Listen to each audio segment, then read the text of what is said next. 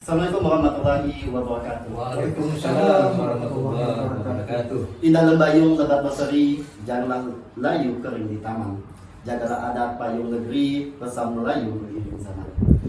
Oke, hari ini kami podcast serumpun pepantun dengan dua orang narasumber senior Kalimantan Barat. Ada Tuan Guru Agus Mare dan Pak C. Ahmed. Selamat sore Pak. Sore. Assalamualaikum. Oke, hari ini kami akan, seperti tema kita pada sore hari ini, itu mengenai pantun. Berbicara mengenai pantun Pak, sama halnya dengan berbicara tentang kehidupan masyarakat Indonesia pada zaman ini sampai sekarang. Pantun merupakan khazanah budaya Melayu yang begitu terkenal. Bagian dari pantun lama, pantun tergolong sastra lisan di Indonesia.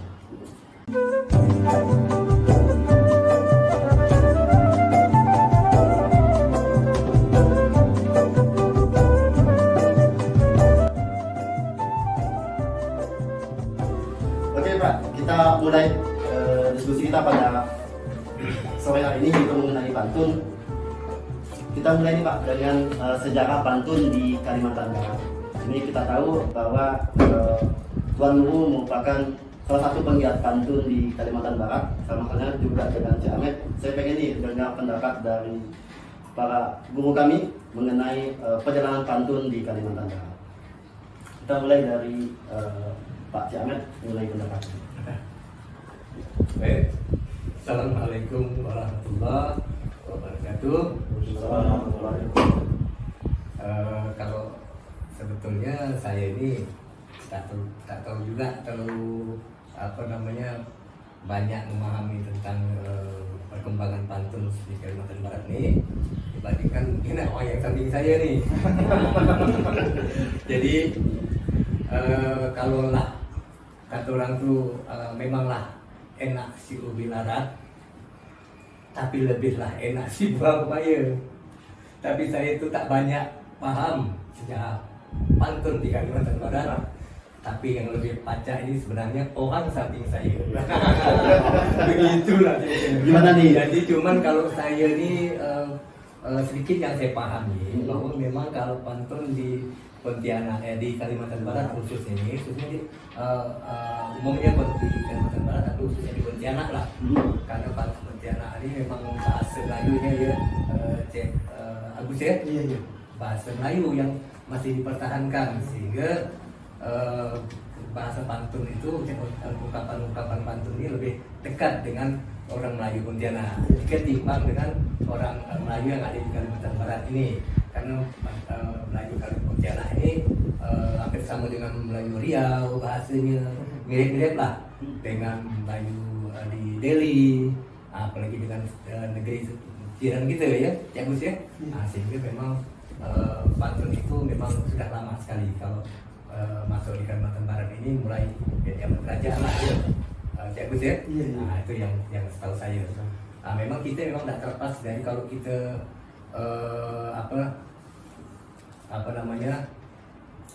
memang kalaulah di Sungai Kapuas ada kapal ponton. Nah, di Sungai Kapuas itu jauh perjalanannya.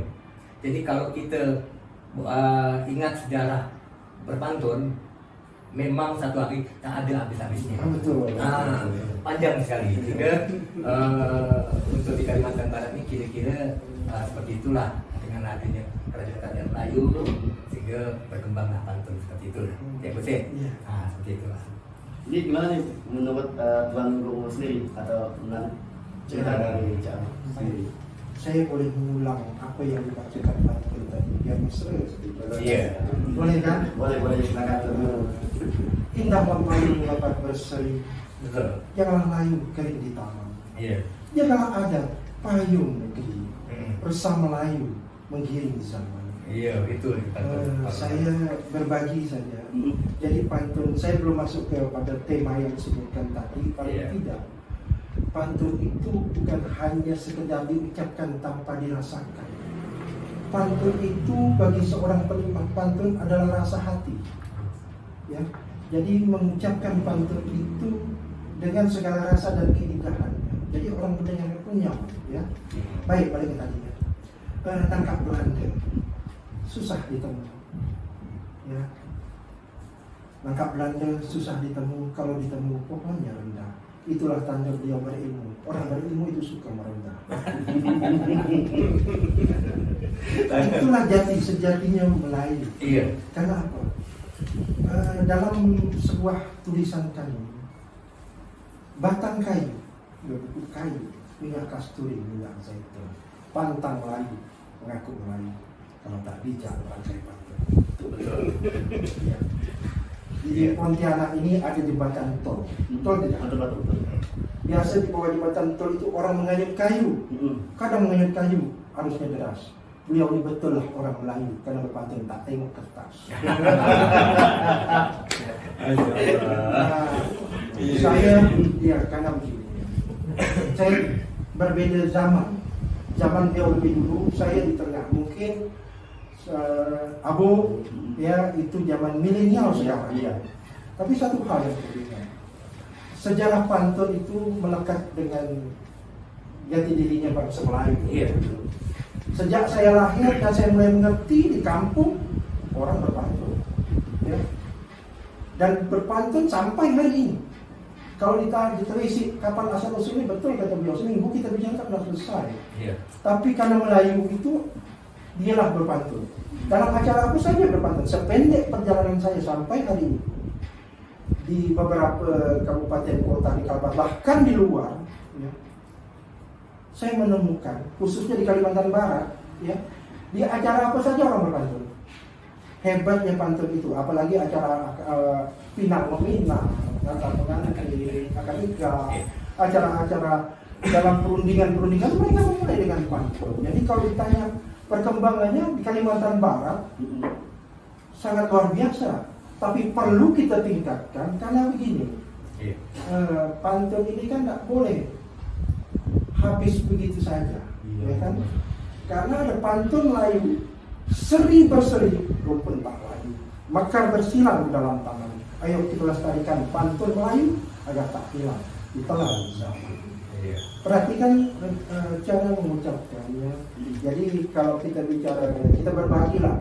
Kami tidak pandai, tapi apa yang kami ada tahu, kami boleh bagi. Terserah siapa mau menerima, alhamdulillah. Tidak pun tidak persoalan. Tetapi seperti beliau yang asam garamnya pantun tentu lebih dulu, ya.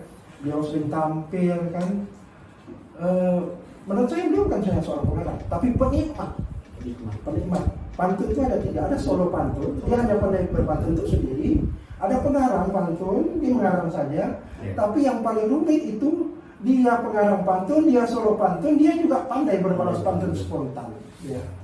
Ya. Kata orang Melayu itu tidak sembahyang daunnya layu kalau akar tidak dipetas. Tidaklah saya mengaku Melayu kalau pantun Tuhan tidak dibalas. Iya.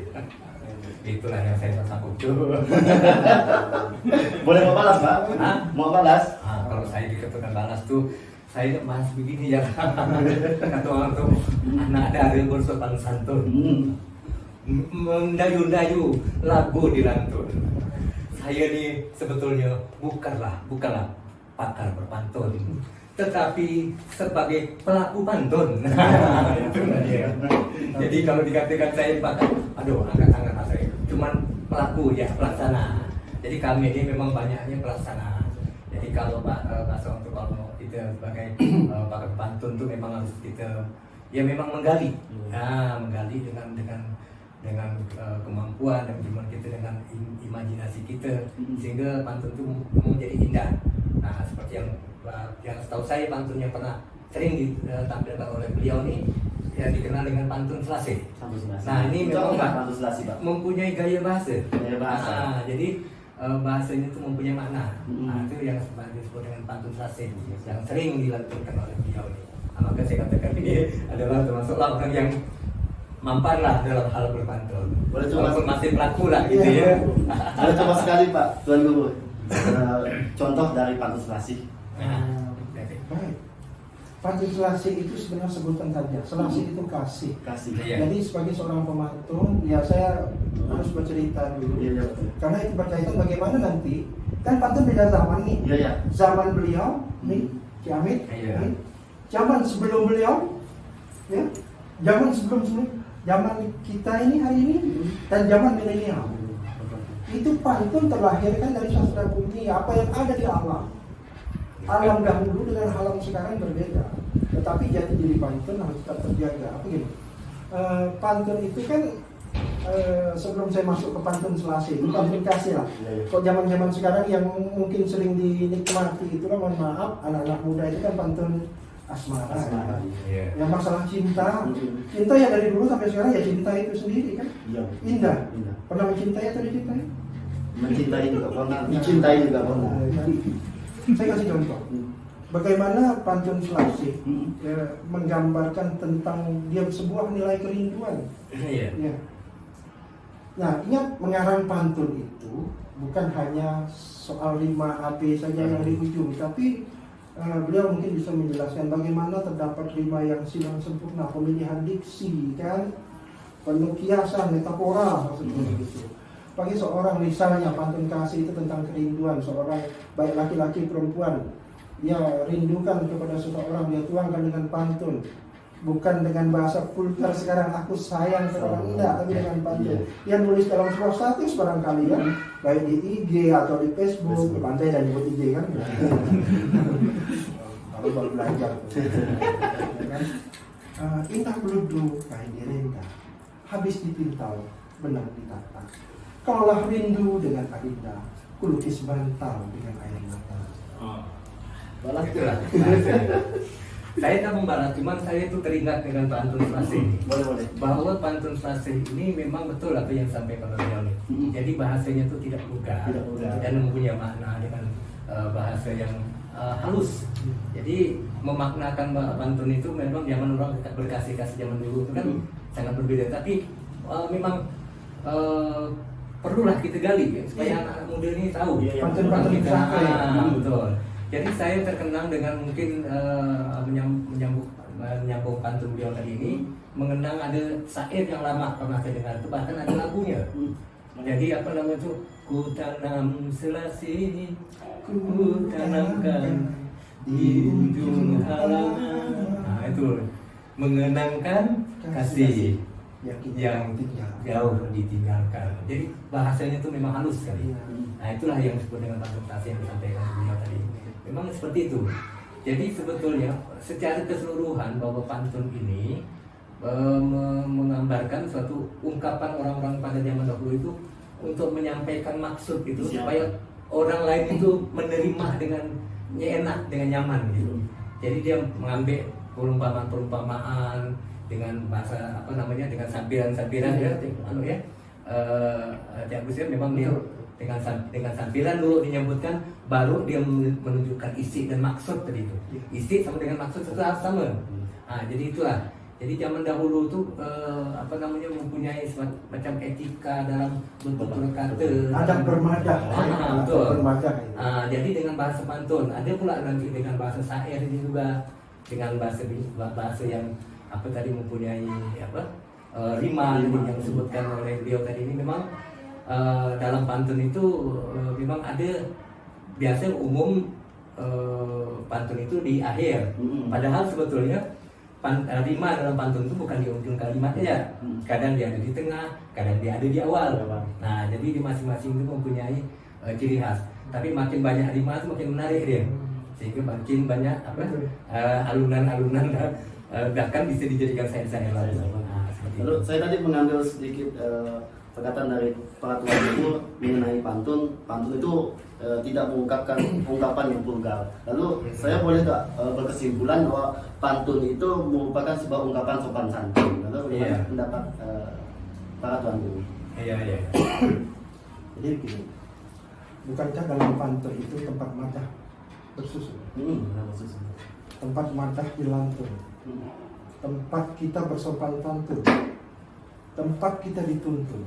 Jadi pantun itu sebenarnya menyampaikan segala maksud dengan sampaikan beliau itu dengan segala adabnya. Ya. Jadi kalau pulgar bukan tidak boleh. Secara rumus yang kita dapat dalam buku-buku itu dibenarkan. Rumus ya. Iya, iya. Tapi soal daripada rasa itu akan menjadi hal yang berbeda. Ya kita menikmati lagu saja kan. Ya. Bagaimana lagu-lagu yang diciptakan, pantun-pantun yang diciptakan dengan karena membuat sebuah karya itu pasti dipengaruhi suasana batin oleh pengarang itu sendiri. Ya kan? Begitu juga pantun. Nah, sebenarnya pantun itu adalah bahasa kalbu, bahasa hati. Ya, menyampaikan itu dengan sangat halus, membuat kalau dia itu teguran membuat orang tidak tersinggung. Bayangkan begini. Kalau kita menasihati seseorang berhadapan begini, itu hakikatnya kita lagi beri nasihat. Tapi kalau seandainya dalam sebuah majelis yang ramai, pas pada waktu itu ada orang yang kita tidak sukai, ya misalnya, apakah mungkin kita ngomong vulgar? Kalau disampaikan dengan pantun, yang merasa aja terasa, kan gitu? Iya, iya. Itu lebih halusnya seperti itu. Cuman ini perlu pendalaman. Kami ini generasi yang sudah hampir setengah abad bahkan lewat ya. Pas. Berharap tuh generasi sekarang itu mau belajar tentang adab berpantun. Ya.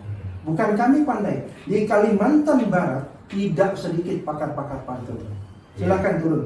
Sependek perjalanan saya sampai ke ujung Kapuas Kutusipa, itu banyak orang tua yang menyampaikan, karena saya biasa mengantar meminang, jadi wakil mempelai, wakam ya bahasa sekarang itu ya.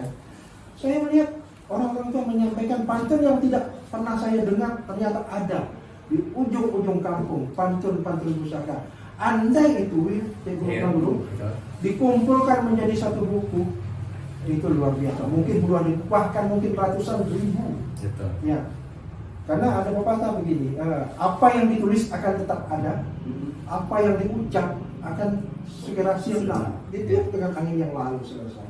Beliau ini bukan tidak mau mengarang misalnya, mengarang buku. Cuman persoalannya itu dukungan juga ya. Kalau pantun beliau ini mau dikumpulkan di mana buku jadi, ya kan lepas itu saja. Nah inilah saya bilang Kalimantan Barat tidak sedikit pakar pantun, cuman tidak terliput saja kali begitu. Betul. Ya, cuman kami pun tak punya kemampuan. Yang menjadi pemikiran kami bagaimana pantun ini tetap lestari dari masa ke masa. Bagaimana pantun-pantun itu dapat dipelajari segala struktur keindahannya, bukan hanya pandai berpantun, pantun lepas, senda gurau saja. Bukan tidak boleh, saya tidak pernah menyalahkan karya orang, kami tidak pernah menyalahkan karya orang. Tetapi bagaimana pantun-pantun pusaka tetap terjaga. Karena yang pandai berpantun Kalimantan Barat ini bukan hanya orang Melayu loh. Saudara-saudara kita yang Dayak pandai berpantun di daerah kayak apa itu? Mualang juga, dan yang lain juga. Saya di jaringan itu ketemu beberapa daerah di luar Kalimantan Barat, mereka akhirnya pandai berpantun. Ya. Sejatinya kita harus terus berkembang. Anda generasi milenial, jangan hanya belajar, mohon maaf ya, adat budaya luar. Itu boleh, itu tidak bisa kita mungkin dia masuk yang kita harus terima juga. Tapi adat budaya kita tetap harus terjaga. Maka ada dalam tulisan pantun itu, resam Melayu menggiring zaman, bukan kita yang digiring zaman. Itu betul. Oke, ya. Kita kembali nih Pak tentang pantun pembukaan saya yang telah saya sampaikan tadi tentang menyampaikan pantun itu menyampaikan sebuah pesan bahwa kita pantun yang udah saya baca pertama tadi, indah lembayu lebat berseri, janganlah layu kering di taman. Jagalah adat payung negeri, resam Melayu mengiring zaman. Pasti mempunyai makna tersendiri. Saya minta pendapat dari Cik Ahmad untuk mengupas sedikit. Kalau kita mau melengkapi pantun ini, memang betul yang disampaikan tadi ini bahwa resam Melayu mengiring zaman. Artinya tidak boleh hilang. Jadi kalau saya mengutip istilah ungkapan dari Hang Tuah, itu adalah tokoh legenda Melayu sebetulnya di beliau ini kan. Jadi bukan Melayu di bumi saja, jadi mengikuti pepatah beliau. Jadi kalau keramat keris bertuah, jangan disimpan di atas jerami. Jadi pesan dari Datuk Hang Tuah, bukan saja Melayu, tapi pantun pun jangan sampai hilang di bumi. Nah, itu dia. Jadi saya ini sebetulnya memang berniat, memang kita ini untuk apa, melestarikan generasi muda. Jadi kalau telah kita dipikir nih ya Cik Agus ya, bahwa tali tambang tali dirajut hendak diikat pacuan kuda. Nah, tapi kami ini makin hari makin berusia lanjut. Jadi pantun harus diteruskan pada generasi muda. Itu dia.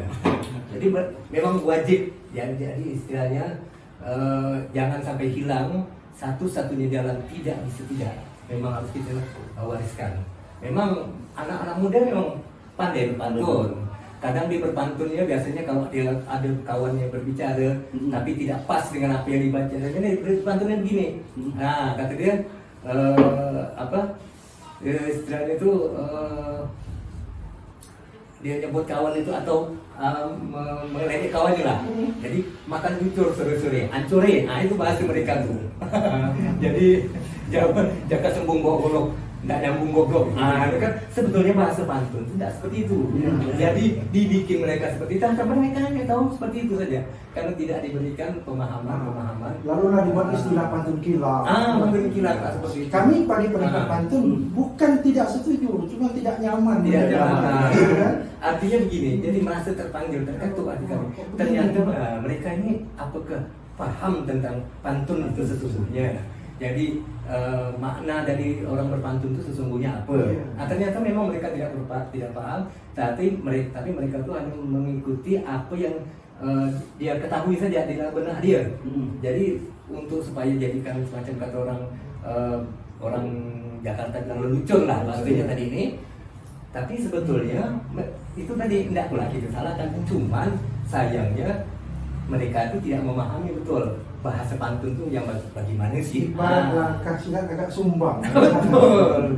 Karena dalam ilmu silat, mohon maaf bukan saya pakai istilahnya ini, ada namanya belebat empat. Iya. Pantun yang di tengah itu sebenarnya pantun yang satu bait 4 baris. Iya. Tapi jangan lupa ada pantun yang lebih daripada itu, tapi lain waktu kita bahas. Nah, itu lah dia khas. Itu kita nggak bahas soal itu. Khas sendiri lah. Jadi kita lah ya, Iya. pantun cuma buat kerat gitu ya. Itu simpel. Kalau kami tak berani menyebutnya itu pantun. Ya. Ada alasan sendiri, Pak. Karena begini, sependek pengetahuan kami, ya pantun itu yang berlaku di kampung-kampung terdahulu itu, tidak tahu kalau saya tak tahu jalan di tempat lain ya. Ampun maaf, 4 baris. Ya kan? Kalau 2 baris itu, ya mungkin kita ketemu sekarang ya. Betul. Itu yang 2 baris. Tapi tak tahu lah kalau tidak menyalahkan karya itu, tapi bagi kami ya begitu. Silakan saja, mungkin bisa ditambah nanti kan gitu. Iya. Betul, dilengkapi pastinya. Kembali lagi nih Pak, mengenai masih kita berbicara tentang pantun. Perjalanan pantun di Kalimantan Barat sangatlah panjang seperti di daerah lainnya ya Pak.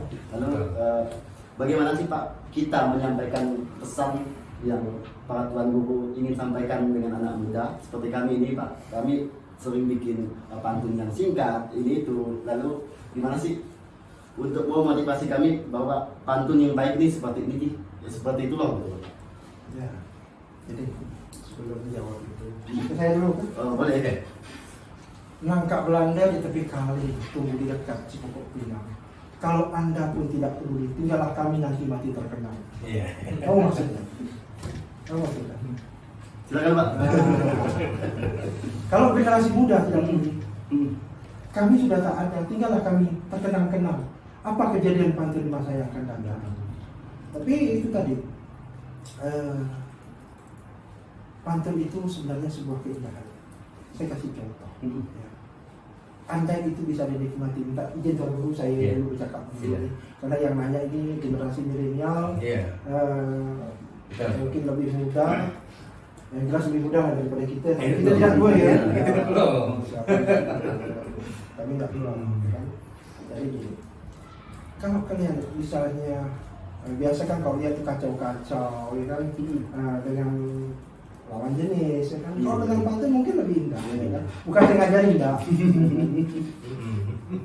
misalnya mau duduk dekat tapi malu, tapi dalam satu tempat kan bisa dibuat pantun. Iya. Bisa. Tidak Pak, saya bukan pemantun. Jadi hari ini khusus Saya hari ini saya bagi- belajar pantun. Sebelum saya mulai itu, ya sebelum saya mulai itu, pantun pusaka ya kan. Iya. Kalau di 4 baris, 2 pembayang atau sampiran menyebutnya, Iya. 2 isi. Fungsi pembayang, fungsi sampiran itu mengantar kepada isi. Tapi kadang ada pantun di pembayang itulah isi yang sebenarnya. Betul. Iya. Betul. Tapi pantun pilihan itu, dia membuat sampiran itu punya nilai. Kadang itu disimpan isi yang sebenarnya. Itu hebatnya pantun seperti itu. Tapi kan kita tidak mengkaji ulang seperti itu. Karena pantun lepas saja, mengikuti apa yang saja yang terjadi. Iya. Berarti rimanya sama. Iya, yang menjadi maknanya. Iya. Sampai melupakan kajian-kajian yang cukup dalam gitu ya. Iya. Itu bagi penikmat pantun diperhatikan. Kalau kami menggarap pantun, kadang memang kami perhatikan rimanya itu. Apa, bukan hanya rima, pembayang-pembayangnya itu juga harus disimpan. Ya. Ada makna yang tersembunyi di situ. Tetapi bagi yang membaca kadang-kadang mereka-reka saja. Kembali lagi, suasana batin pengarang berpengaruh pada sebuah nilai karya itu sendiri. Ya kan? Jadi kalau buat pantun yang kayak tadi itu ya, misalnya duduk, itu ada teman, minta izin duduk dekat, langsung keluar kan tak enak. Betul. Buat pantun boleh kan? Ah, Pucuk lekat putih benalu, pucuk di pandang sebelah. Duduk dekat adik yang malu, duduk jauh pula abang yang bimbang. Itu dalam tulisan-tulisan yang kita buat, itu mengenalkan. Jadi apa ya? Madang itu indah dan orang tidak bakal tersinggung kan. Kalau dia pandai pantun dibalas dengan pantun pula. Nah, kan bisa begitu ya kita dulu. Betul. Kita berharap itulah. Generasi sekarang belajar. Mungkin buku-buku pantun, rujukan-rujukan pantun saya tidak tahu banyak, tetapi adalah buku-buku itu rasanya belum mengupas secara dalam Iya. tentang pantun, yang hanya bicara sastra umum saja, ya. Kajian-kajian pantun barangkali belum saya temukan. Kalau saya tidak membaca, ya mungkin saya kurang baca juga. Tapi harapan kita, pantun itu membuat orang menghayal dalam sebuah khayalan makanya. Bukan saya meminta Anda jadi generasi penghayal, tidak. Tapi bagaimana kita menjaga adat budaya kita yang ada di Kalimantan Barat, khususnya bangsa Melayu ini tetap ada. Nanti orang akan belajar ke Kalimantan Barat, turun ke Sekadau misalnya belajar pantun Sekadau, turun ke daerah Sosok belajar pantun Sosok, ke Kuburaya Kota Pontianak, banyak itu pakar-pakar pantun. Pesannya belajar pantun. Mulai hari ini, ya. Itu permintaan kami, bukan perintah, cuma minta. Bahasa keras. Santai. Dari Jamil sendiri gimana? Menambahkan Jadi kalau buat saya sendiri, cuman sebelumnya ini saya mohon maaf memang nih. Jadi kalau lah berkasih-kasih bersama pacar, janganlah sampai waktu pagi. Nah, jadi mohon maaf lah kalau omongan saya ini tidak lancar, maklumlah orang dah tak gigi. Jadi memang apa yang disampaikan oleh Cik Agus tadi, maka saya katakan tadi tidak ada cara lain memang kalau kita nak menggunakan pantun ini. Itulah yang saya sampaikan bahwa memanglah segar air kelapa muda kalau diminum di tengah hari. Tidak ada cara lain buat generasi muda. Nah, berpantun inilah harus menjadi lestari. Jadi kita berikan kepada mereka. Jadi memang cara memberikan kepada mereka memang ada teori cara kita sensing.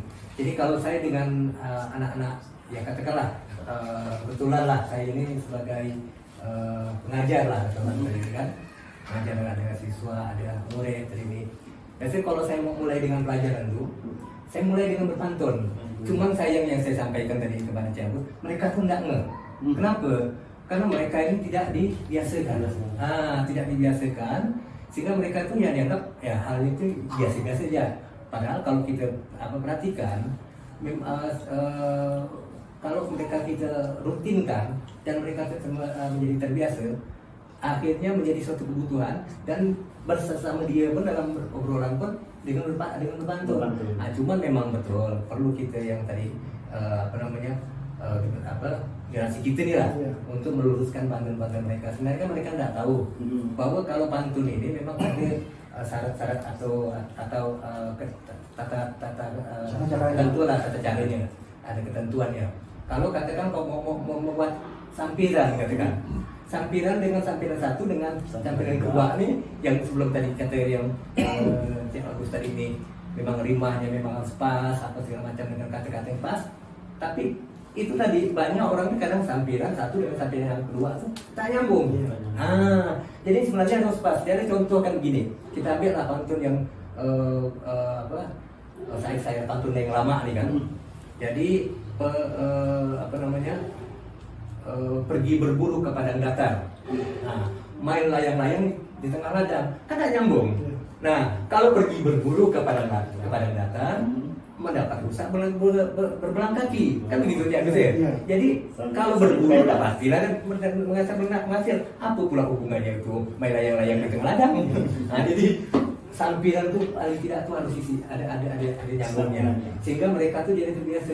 Karena selama ini kan mereka itu kan hanya cari pas ya tadi kan, bahasanya pas, dirimanya pas, dijadikan padahal antara sampiran satu dengan sampiran yang kedua dia sebenarnya harus padu. Kalau masyarakat bahasa tadi itu harus padu, sehingga isinya pun menjadi padu, menjadi pas. Nah, jadi kalau kita nyambungkan tadi kalau berburu ke padang datar mendapatkan rusak berbelang kaki. Kalau berguru ke padang ajar ibarat kembang tak jadi. Nah, kalau kita jadikan seperti itu dari saya yang lama itu kan enak kedengarannya, nyaman. Nah, dari situlah mereka kita latih dengan bahasa yang memang enak, mereka nikmati dengan mereka ucapkan, sehingga pantun baris yang pertama tadi dengan baris kedua terus harus berkaitan. Lalu walaupun kita menyebutkan bahasa pantun ini kan sama dengan puisi, dia ini sebenarnya dalam tata bahasa dia boleh saja dia tidak mengatur atau tidak mengikuti dengan aturan tata bahasa. Jadi kalau kita puisi ini kan kadang-kadang bahasanya itu kan tidak beraturan dengan bahasa. Karena di situ dia mempunyai majas atau gaya bahasa. Gitu juga pantun. Jadi jangan pula kalau ada orang mengatakan pantun misalnya yang tadi saya minta, sungguh kasihan si anak itu ditinggal induk pergi mengembara. Jadi kemana pula anak itu meninggalkan induk itu meninggalkan anaknya. Jadi kan ini bahasa ya, bukan sesungguhnya. Jadi bukan maknanya sebenarnya. Jadi apa istilahnya berlaku metafora dan dia berkonotasi. Jadi bukan makna yang sebenarnya. Jadi bahasa pantun itu memang seperti itulah. Kalau kita ngambil tampilan itu kan lebih enak lah. Lebih pas seperti itu. Jadi kita galakkan mereka itu memang dengan pembiasaan, dengan kebiasaan seperti itu. Jadi akhirnya mereka pun terbiasa. Setiap ketemu kawan pun mereka, walaupun kadang ada pantun dua bait ya tadi itu, tapi terus kita luruskan lah. Seperti itu. Ya, mengenai itu Pak, mengenai gaya bahasa dan jenis pantun yang Tuan Guru tahu ataupun yang masih melekat di yang Tuan Guru sukai lah, dari jenis pantun itu, jenis pantun apa sih yang Tuan Guru suka? Ya, pantun sebenarnya pantun kan secara umum terbagi tiga saja. Pantun anak-anak, pantun dewasa, pantun orang tua. Kalau anak itu kadang teka-teki sebagai nasihat lah ya. Bisa pantun untuk anak-anak, untuk biar pendidikan segala macam. Kalau anak muda itu biasanya main pantun-pantun cinta saja. Kalau orang tua biasa terbagi dalam pantun agama dan pantun nasihat. Nah, sedikit pendalaman ya. Tadi Tuan Guru sebut apa? Tak ada gigi ya. Ini pantun plural ya. Petik tangkap Belanda tepi perigi boleh dicuci di dalam pasu. Kalau Tuan Guru cakap tak ada gigi, masih banyak juga jual gigi yang palsu. Itu pantun istilahnya pantun gurau saja. Jadi guyonan saja ya. Itu berbeda. Untuk mengakrabkan ya, mengangkatkan suasana. Nah, saya berbagi sedikit. Boleh. Pendalaman perlu saya sampaikan juga. Rima AB. kadang berselisih bunyi. Hmm. Saya kasih contoh. Iya. Sampirannya malam, ya, misalnya malam. Iya. Diisinya belum. Secara rumus itu dibenarkan, ya kan? Berarti Malam M. M dengan M, M, toh, iya. ya. Ini saya bicara sampiran dulu. Iya. Sampiran dengan isi. Tetapi secara bunyi berselisihan, Iya. ya kan? Belum pas. Nah, perigi dengan pati secara rima benar tidak dipersalahkan, tapi keindahan bunyi akan terjadi perselisihan. Betul? Betul. Yang satu di, yang satu G. Hmm. Kalau kita menjadi juri, itu menjadi salah satu pertimbangan nilai. Saya kasih contoh pantun yang contohnya yang saya tulis yang dia hafal lah kayak itu. Saya sering sebut rindang selasi, rindang mayang, semakin rindang menyatu. Dipandang kasih, dipandang sayang, semakin dipandang cinta tersebut. Mencari silang sempurna tidak gampang, mencari persamaan tidak terjadi perselisihan bunyi itu tidak gampang. Tapi pantun bukan soal bakat. Kata tadi, pantun bukan soal bakat. Saya kasih contoh, mencintai, dicintai itu bakat nggak? Udah. Nah, kalau mencintai dan dicintai kan boleh kan kita mencintai. Ya, siapa tuh? Nah, itu terlalu panjang lah cerita. Itu cari contoh yang lain lah. Mancing bakat bukan? Bukan. Bukan. Siapa saja boleh mancing? Kan? Betul. Yang sering turun mancing kemungkinan dapat ikan lebih banyak kan? Bisa jadi. Bisa jadi kan? Begitu juga pantun. Belajarlah mencintai pantun. Ya, karena dengan cinta itu akan ada rasa memiliki dan ingin tahu lebih dalam. Ya, kami sudah jatuh cinta dengan pantun. Mungkin sampai, dan saya berharap saya mencintai pantun sampai akhir hayat. Tapi mengenai pemilihan kata itu kan Perlu. penting. Saya memulai dari yang salah, Dari yang salah. dari yang ditertawakan kepada anak-anak muda untuk berpantun. Jangan takut salah. Jangan takut Ketika salah. Anda takut salah, Anda tidak tahu mana yang benar. Ya. Saya mulai dengan pantun yang ditertawakan, disalahkan, diolok-olok. Mungkin Tuan Guru Ki Amin juga begitu. Betul. Ya. Tidak ada jadi langsung hari ini pantun, Ki Amin jadi juri, saya jadi juri, misalnya kan Iya. apa segala macam ngajar. Enggak. Proses. Kaum milenial sekarang punya waktu yang lebih panjang daripada kami. Kami makin banyak ingat, makin banyak yang lupa. Iya. Betul? Betul. Iya, iya. Itu persoalan hari ini. Sampaikan salam rindu kami kepada kaum milenial. Ya.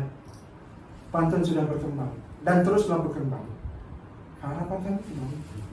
Dan ya kami praktisi pantun kampung lah. Kami menyebut seniman pantun kampung, bukan orang besar. Kami hanya penikmat. Dan kita berangkat bukan berapa kita Betul. berlayar. Iya, iya. Orang senang dengan pantun juga senang, tapi itulah mungkin jiwa-jiwa yang ada seniman, ya, yang seniman kampung. Kami seniman kampung, bukan orang besar. Tolong generasi yang punya wawasan luas, yang sekolahnya lebih banyak daripada kami, ya kan, lebih punya cukup waktu, selain mengembangkan ilmu yang lain, ayolah berpantun, galakkan pantun, dan mudah-mudahan Kalimantan Barat akan menjadi rujukan pantun, bukan hanya Indonesia, Betul. dunia, ya kan? Mungkin Dan ini- itu perlu dukungan. Siap. Semoga dalam kegiatan ini juga menjadi sebuah kita mengupayakan pantun di anak mudanya. Oke Pak, kita untuk menutup diskusi kita hari ini, saya minta Cik Amin dan Tuan Guru untuk sedikit pantun penutup untuk kita semua. Saya mau kembali kepada label kita di belakang Oke, ini, boleh. yang memang perlulah yang saya Gaungkan. sebut tadi kita gaungkan, kita lestarikan tadi ini kan. Jadi apa istilahnya tuh serumpun berpantun. Ya, memanglah boleh kita rayu merayu, tapi hendaklah dengan sopan dan santun. Memang kita ini secara nasionalnya rumpun Melayu. Untuk itulah kita galakkan adat berpantun. Nah, ini dengan serumpun berpantun ini lah yang perlu kita lestarikan. Seperti itu. Oke, untuk Tuan Guru pantun penutup. Sebelum Kita semua. pantun saya menggarisbawahi apa yang saya tulis ini, tertuang di isi sejatinya itu resam Melayu menggiring zaman, resam Melayu menggiring zaman. Jadi biarlah adat budaya setempat, kebiasaan setempat itu tetap ada sepanjang zaman Dia yang menggiring kita untuk tetap ada, melestarikan seni budaya yang ada di bumi kita di Kalimantan Barat. Saya manusia biasa, akan ada hilap dan salah. Petuah pantun itu tetap saya sampaikan, malam berinai berbunga rantai, intan berkarat berwarna biru, telah ditunai hajat kami disampai. Ampun maaf kalau ada yang keliru. Oke, baik. Apa disuruh di air tako, rupanya ikan terkena panah. Sedang batang buluh yang tinggi itu lagi melengkung, apalagi akar di tanah. Kami yang lemah, yang kurang ini tentu banyak hilapnya. Ampun maaf, saya sudah sampaikan. Itu pantun yang saya bacakan tadi. Pantun punya makna bahwa kami pun manusia biasa, ada sepandai-pandainya pun ada hilapnya, ada salahnya. Salam hangat, salam rindu ya untuk kaum milenial, untuk meneruskan pantun. Biarkan pantun Melayu itu mampu menjemput jati dirinya di masa-masa yang akan datang. Walau kami ini sudah tidak ada. Oke. Saya pun demikian. Jadi memang kami ini walaupun bisa berpantun, sebagai pelaku pantun lah. Kalau pakar pantun itu belum lah. Kita belum berani mengatakan kita pakar berpantun. Jadi kalau ada yang berani mengatakan pantun itu hak mereka lah. Tapi kalau kami ini masih belum Belajar kami. masih banyak belajar. Tapi niat kami ini memang tulus untuk melestarikan kepada generasi muda. Dan apa yang jelas mereka itu haruslah pandai mengerti tentang berpantun itu apa, dan bisa juga dia sebagai pelaku pantun seperti kami. Itu harapan kita sebetulnya. Jadi saya pun demikian. Memang ucapan saya ini apa semampu saya. Apa yang saya sampaikan ini memang mungkin ada yang kurangnya. Maklumlah, kalaulah ada rotan dibelah-belah untuk mengikat ranting dan dahan, kita manusia ini pasti tidak salah. Yang adalah Allah yang memiliki segala kesempurnaan. Jadi saya mohon maaf yang sebesar-besarnya untuk sampaikan kepada anak-anak muda agar tetap lestarikan pantun. Kita salam pantun Melayu mendunia, ya. Ini khasnya salam pantun Melayu mendunia. Ya, sudah kenapa pantun salam pantun Melayu mendunia? Karena tanggal 17 tepat 1 tahun 365 hari, pantun sudah diakui menjadi warisan tak benda yang diakui dunia. Mereka saja mengakui, dunia mengakui, kenapa kita? Kalau tidak, gitu ya. Demikianlah yang mohon maaf. Ada yang kiranya kurang berkenan, sekali lagi saya mohon maaf. Mau pantun tak untuknya? Tidak. Cukup.